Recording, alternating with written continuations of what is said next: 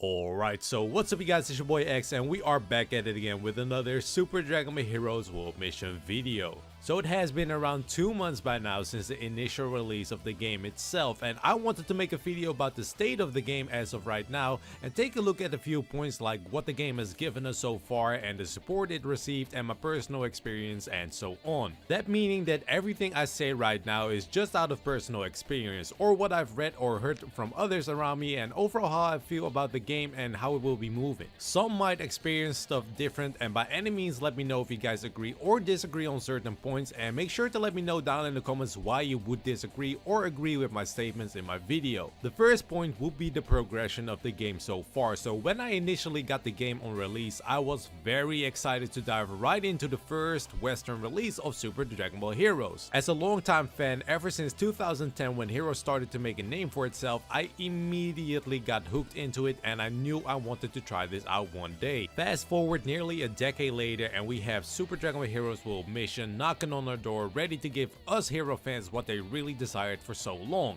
At first, I was very happy to see the amount of cards that could be collected. We had a total of 12 sets to go and get cards from, which felt like an endless pit to dive into and eventually get to the point where I have collected all the cards. Content wise, there was also a solid amount for the base release, story mode and arcade mode being the main attractions that really took up my time. Outside of enough content, we also have the online mode to put us more into the game and just have more fire to play around with and yet another place to spend time in. We have the online custom missions where we can fight against missions that have been uploaded by others, and on top of that we could also go into PvP with ranked mode for those who wanted to start getting competitive right out of the way. That said, this sounds all nice and clean, but it did not come without flaws. First and foremost, the game had a bug where people with a demon CAC could not enter tournaments because their game would crash and it would quite literally be unplayable for those, including myself, who went with the demon race character. The tournament would crash and you would just be sent back to the main hub or switch, and in my opinion that is pretty huge if you have a select group of your player base being unable to play in mode due to their character choice,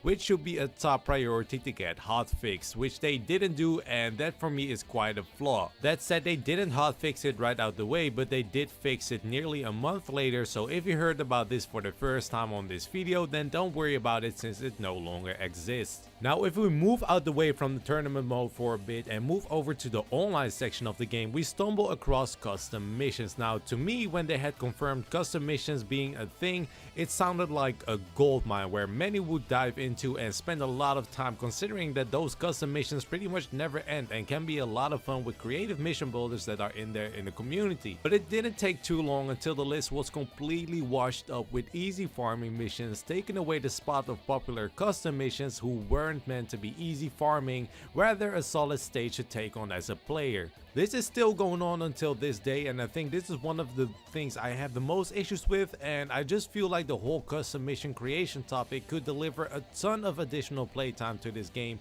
even where you're done with offline content like myself. So hopefully one day they'll at least take a look at this, because I personally feel it's a shame that whenever you check the rankings for custom missions, you can find less than 3 good missions in 5 minutes that aren't meant for farming purposes, which kinda kills the purpose of the whole mode itself. On top of that, we also have PvP. Now from what I understand, PC did have some issues with cheaters here and there. Being someone who owns this game on Switch, I can't really talk about it much except for that I've seen it come by on my own Discord, so I'll just kind of hang it in the middle. As far as the online PvP game state goes, it's completely shifted to the meta of Xenocell and round 2 or even round 1 one-shot kills, which I don't think I really have specifically anything to say about it, since every online PvP game will eventually shape a meta, where in this case it's a Xenocell with a round 1 or round 2 strat. I didn't really expect too much from the game PvP wise, if I'm being really honest. I already saw this coming back when the game wasn't even released yet, so to me it isn't really a surprise, but I guess if you do play PvP, it can definitely get a bit tedious fighting the same team builds over and over. This counts mostly for the ranked mode side of things. I'm pretty sure you can still see quite a bit of original teams in the regular matches, so don't don't take this as an online is completely a waste statement, because it's not like that. I just say it as it is, and in this case I don't feel like this is really unnatural for a game to have going after a while. And with that said, I'd like to move on over to the next point on my list, which will be what this game has offered to the players as far as content and support goes. Now, what we've received is quite literally only one update. However, I can give my opinion on that specific update, which have been the Broly update, which released on the 25th of April, which is almost as good as 2 months ago by the time you're seeing this. However, if I'm honest with what we received, I must say I've been disappointed, and I wouldn't really say that this had any strong addition to the game by any means. We received 12 cards, which were all related to the Dragon Ball Super Broly movie, a handful of missions that you could play at the Hero Lab, which were a total of 10, which involved the new cards, with the idea of having a place where you could face off with the new cards that have been released. When you completed those missions, you were able to acquire stuff like stickers for custom cards, tickets, and you name it. Now, this sounds cool and all, but what irritates me the most out of this whole update is the fact that it didn't add anything to the game itself, and what I mean by that, it had close to no actual value. Getting a few cards is of course cool and all, but after seeing them do their thing on your team for like maybe 3 to 4 times, the shine of the new cards are as good as gone, and we are back to square one. The missions added weren't really something that was worth talking over, since outside of one mission, most of them were an easy win and didn't really serve a purpose outside of showing off the new cards. Now, if you were to compare with Mission X updates, for example, it's about the same size. However, the biggest issue is the fact that Mission X was actually kept up to date, whilst World Mission is missing tons of cards and content, including the UM3, which the Broly cards actually came from. To me, I find the move of only releasing 12 cards out of the whole set, which easily could have been added already, a really odd move. I really don't see a reason why we couldn't have received the whole UM3 as of right now, since for one, they already released half of it, and why not the other part? And for seconds, it's that UM8 has already been introduced, so adding one more UM set really couldn't have hurt World Mission as a game, and could have been more content given to us, or at least content. Let's put that a little bit aside because cards are not actual content, but at least it could have given us more than the 12 cards that we actually received instead. With a total of 5 UMs still being ahead of us, I can't really see why they did it this way, since the only reason I could imagine them releasing half a set is because they did not want to rush any content. However, with having 5 UMs ahead of us, I find that hard to support. I really can't tell how they're going to support the game as of now, since this is all we've seen so far, but I definitely hope this won't be the regular as far as updates go, and I hope to see more content with value coming towards this game as soon as possible to avoid this solid game dying out just because the support wasn't there,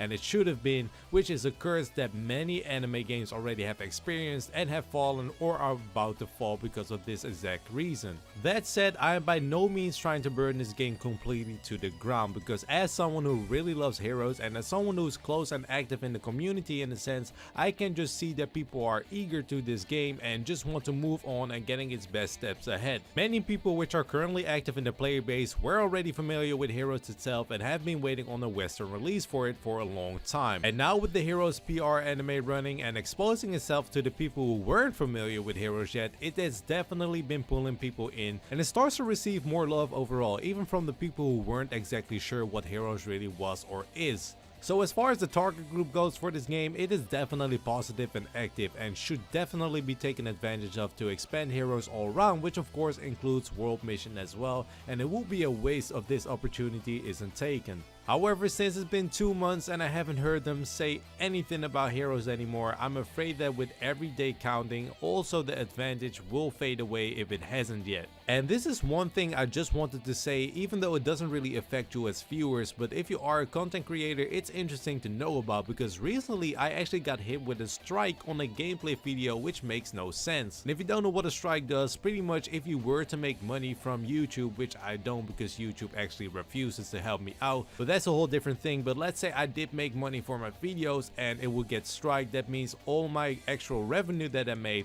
will be gone. And if this affects others, then it honestly just keeps itself away from getting out there, since content creators would actually risk damage on their channel because they uploaded gameplay of the actual game itself. And I felt like I at least should put that out there just so you guys know, because it's really bad for a game to actually strike down videos about it, since YouTube is huge in helping people get into the game and actually get people interested. But that aside, all in all, my experience of the game itself, I feel like it's tapping against a good chunk of potential, but so far it hasn't really stepped into any of it and it's kind of losing its grips on it. I hope they will actually take care of stuff and start supporting the game more, however, since the last update really wasn't something the game can build on, and I hope they realize that this game does acquire way more attention and just overall maintenance than regular games, and with the trend of just 12 cards, it won't cut it. It would be a shame if it actually dies out because of the lack of support, and it would just be one of those titles that die out because it's an anime game and it doesn't get any support for it. And my guess, time will only tell, but since we're 2 months deep and we've only seen one update, it's getting kind of scary to the point I think that might actually be the case. Now that was it as far as this topic goes. I have a lot more to talk about, but that would mean a 30-minute to maybe even 40 minutes actual podcast or something about it, and it just kind of sucks because as someone who really likes Heroes and someone who has been growing on Heroes as far as the channel goes, I can see people fading away because the game just doesn't move in a direction where we can actually enjoy it again. And by now, if you actually bought it by release, you should be done with the game and there's not really much anything to do outside of replaying missions, and it just kind of sucks. So let me know how you guys experience it, and of course I'm not saying you can't enjoy the game or whatever. That's not what I'm saying right now, because if you do have it from the launch day or whatever and you still enjoy it, then power to you. But for me, I really don't enjoy it no more because there's not much for me to enjoy. This is really the end of today's video, you guys. It was your boys LJX. Let me know in the comments down below if you agree or disagree, and hopefully I'll see you guys on the next one. Stay healthy, stay blessed, and I'm out. Peace.